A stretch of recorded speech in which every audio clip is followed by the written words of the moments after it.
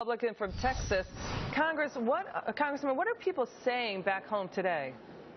Well, look, people are saying they're expressing their heartfelt wishes and blessings to the families that have lost loved ones.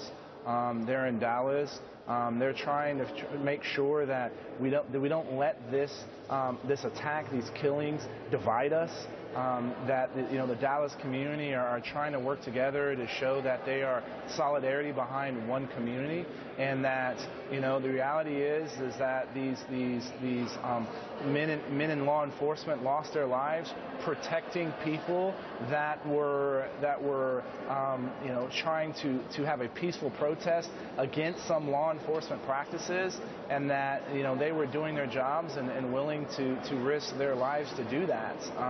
I hope that we can use this tragedy, these horrific killings as an example. Let's work together. Let's try to find common ground. Let's identify what the problem is first, and then we can talk about solutions. This is not the time to retreat to our corners and use the same tired talking points that are used over and over.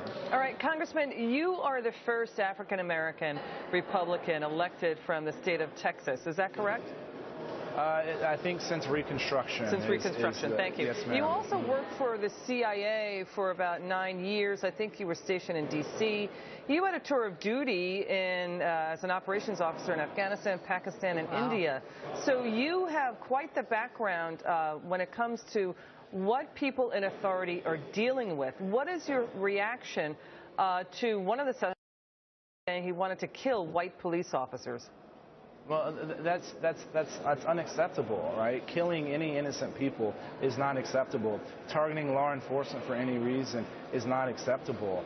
We got to learn, was this just the work of one person? Were all four of these, were the other three people that have been captured, in cahoots with this person? Was this something that's going on across the country? Is this the kind of feeling that may be existing in other parts of the country that puts law enforcement, in the crosshairs? The reality is, people talk about, is this terrorism? Is it not? Terrorism is a tactic. Terrorism, people use that tactic to kill people and to scare many others.